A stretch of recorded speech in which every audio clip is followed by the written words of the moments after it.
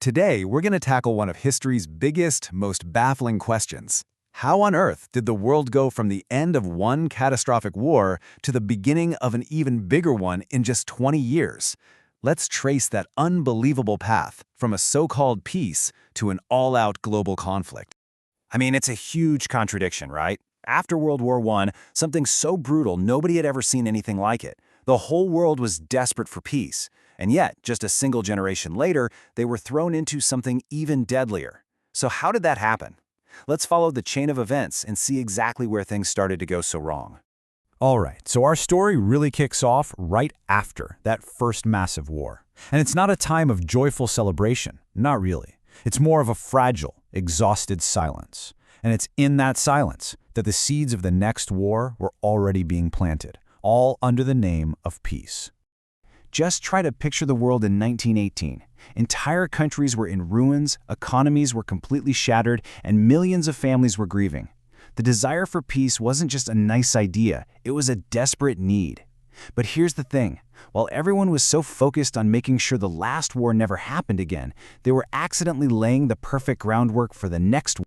That peace agreement was called the Treaty of Versailles, but instead of trying to heal the wounds, it was really all about punishment. It forced Germany to take 100% of the blame, it stripped away huge chunks of its land, it basically dismantled its military, and then, on top of all that, it slapped them with massive payments that would absolutely cripple their economy for years to come.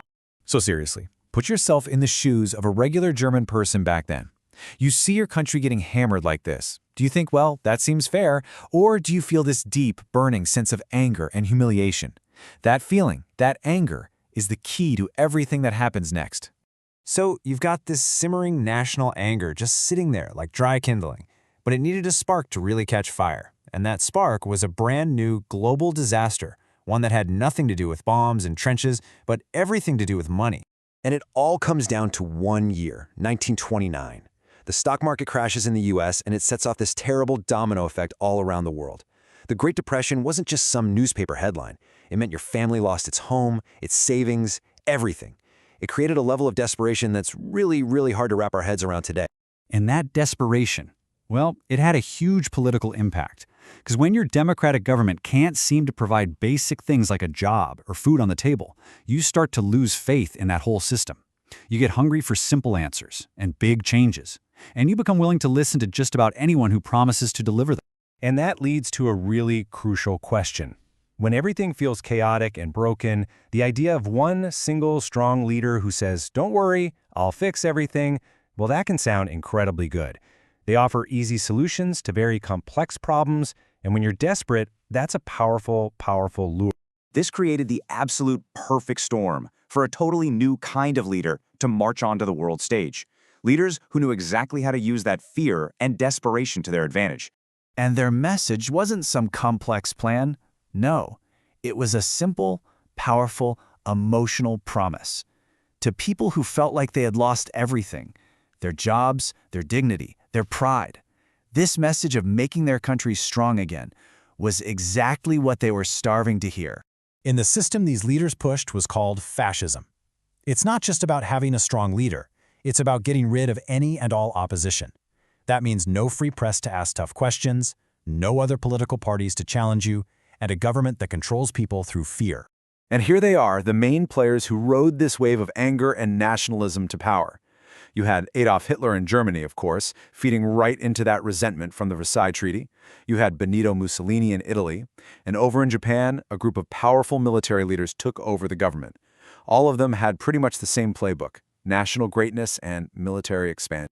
So once these new leaders were in charge, their promises about making their countries powerful again didn't just stay as words.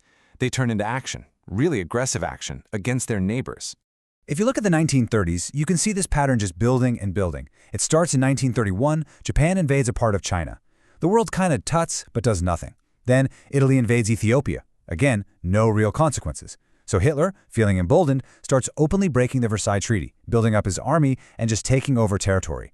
Each move isn't stopped, which only encourages the next, even bigger move. And this is the question that I think everybody asks when they see this timeline. I mean, come on. The pattern is so obvious. Why didn't the other big countries like Britain and France just step in and put a stop to it? Well, there were a few big reasons. First, the memory of World War I was so fresh and so horrible, nobody, and I mean nobody, wanted to go through that again. Second, every country was dealing with the Great Depression at home. They were focused inward.